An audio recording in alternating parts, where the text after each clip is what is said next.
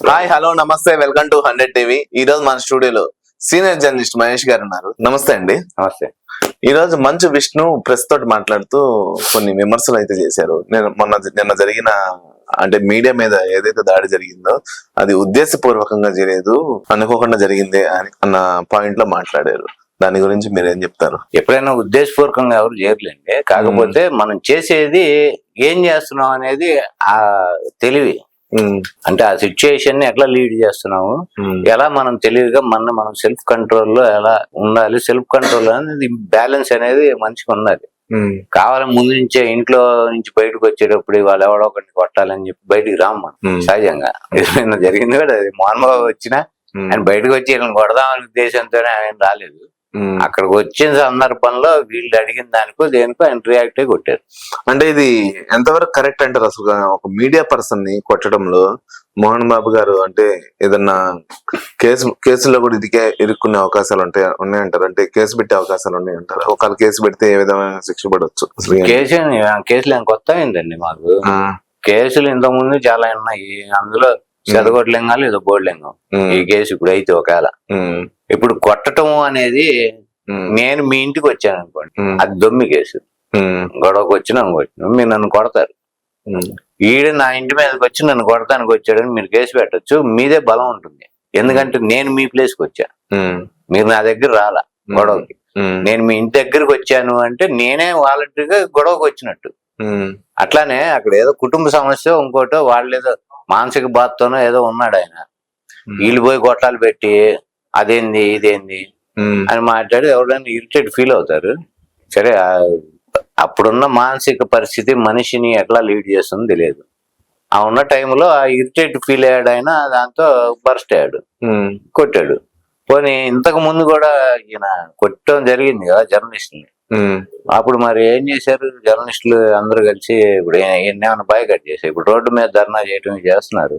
అంత ముందు కూడా బాయ్కాట్ చేస్తే వాళ్ళని అసలు బాయ్కాట్ చేసి వాళ్ళ గురించి పట్టించుకోకుండా వదిలేస్తే సరిపోయేది కదా. అదే శిక్ష వాళ్ళకి. మళ్ళీ మనం తయారవుతాం కదా గొట్టం పెట్టి. ఇప్పుడు మామూలుగా ప్రెస్ మీట్ పెడతా అంటే చెప్పండి, 100 మంది 1000 మంది తయారవుతారు గొట్టాలు వేసుకుని కెమెరాలు పెట్టుకుని. మీడియా తప్పంటారు ఇప్పుడు? ఖచ్చితంగా.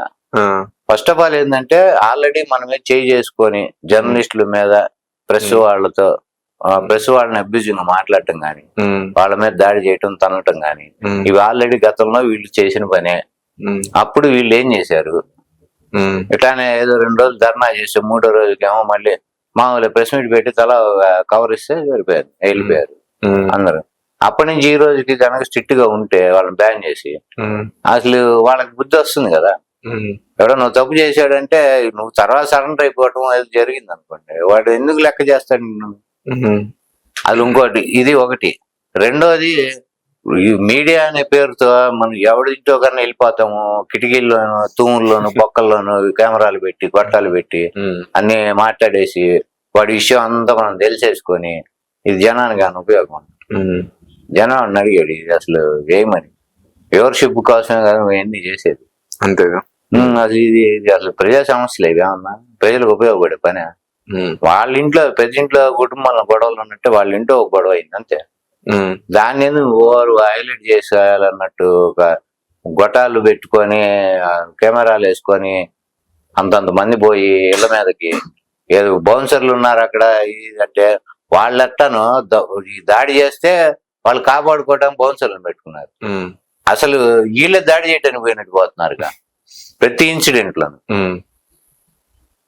ఇవాళ మంచు విష్ణు మాట్లాడాడు, అతను దాన్ని ఎంత తెలివిగా మాట్లాడాడు చూసారా మీరు?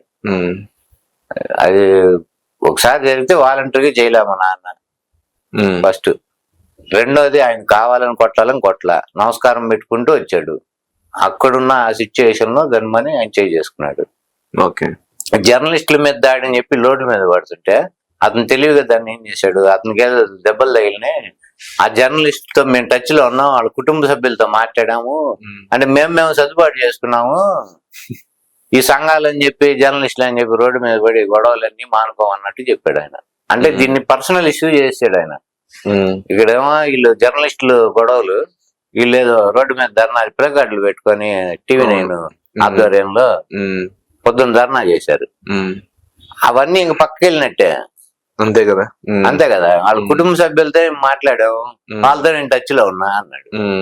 ఏ ట్రీట్మెంట్ అవి డబ్బులు ఇస్తాము, పైన ఏదన్నా ఏదో సెటిల్మెంట్ చేసుకొని డబ్బులు ఇచ్చి ఇది రప్చర్ అవ్వకుండా సెట్ చేసుకుంటామని అర్థం ఇండైరెక్ట్ గా. మరి అప్పుడు వీళ్ళు రోడ్డు మీద ధర్నా చేసిన వాళ్ళు పాపం ఎండలోను రోడ్ల మీద దిక్కుంటా వీళ్ళు పరిస్థితి. అంటే ఇంకోటండి, ఇప్పుడు మోహన్ బాబు గారు కొట్టకుండా నార్మల్ గా చెప్పచ్చు, అంటే ఇప్పుడు మాట్లాడలేను లేదంటే తర్వాత మాట్లాడతాను అనేది చెప్పచ్చు. కొట్టడం అనేది అసలు ఇది చాలా తప్పుగా అని అంటున్నారు సోషల్ మీడియాలో. దీన్ని ఎలా చూడొచ్చు మనం అసలు? మోహన్ బాబు క్యారెక్టర్ చూస్తే మనం పూర్తి అహంకారం అది బాగుంది, నోటి దురుసు అహంకారం ఈ రెండు పుష్కలంగా ఉన్నాయి. అట్లాంటి వ్యక్తి ఒక డిప్రెషన్ లో ఉండి మానసికంగా బాధలో ఉన్నప్పుడు అట్టానే ప్రవర్తిస్తాడు. మనకు ఆల్రెడీ తెలుసు అతనికి పూర్తి అహంకారి. మాటల్లో ప్రతి మాటలోనూ అహంకారం కనబడుతూ ఉంటుంది. ఎవరిని చూసినా వాళ్ళని ఏళనగా మాట్లాడటం, స్టేజ్ మీద ఉన్నా గానీ వాళ్ళని పరువు తీసినట్టు మాట్లాడటం, ఏదో మోనోపోలీ లాగా ఈయనేదో సుపీరియర్ ఇది ఉండాలి, నేనే సుపీరియర్, వీళ్ళంతా నాకేదో బానిసలు లాగా ఉండాలన్నట్టు ఆ మాట తిరుగుడు అలానే ఉంటుంది. ఎక్కడికి వెళ్ళినా ఆయన ఏ స్టేజ్ మీద మాట్లాడినా స్టేజ్ మీద ఉన్న వాళ్ళని లెక్క చేయడు. ఈవెన్ నాగేశ్వరరావు, అక్కినే నాగేశ్వరరావు లాంటి వాళ్ళని కూడా అట్లానే కించిపరిచినట్టే మాట్లాడే స్వభావం ఉంది ఆల్రెడీ. నేనే ఈయనకన్నా గొప్పనట్టుండి అని చెప్పుకున్నాడు నాగేశ్వరరావు గారు పక్కన కూర్చుంటే. ఇంకొకటి, నిన్న పని మనిషి వెళ్తుంటే ఒక సీక్రెట్ కెమెరా పెట్టారు. సో కానీ ఆమెకేమో కెమెరాలు పెట్టే సంగతి తెలియదు. ఆ మాటల్లో వచ్చేసరికి అసలు గొడవ ఎందుకు జరిగింది ఏంటనేచ్చు అని అడిగితే ఒక రిపోర్టరు ఆమె చెప్పిన సమాధానం వచ్చేసరికి ఫస్ట్ మోహన్ బాబు గారు కొట్టారు, ఆ తర్వాత మనోజ్ గారు మళ్ళీ రిటర్న్ కొట్టారు.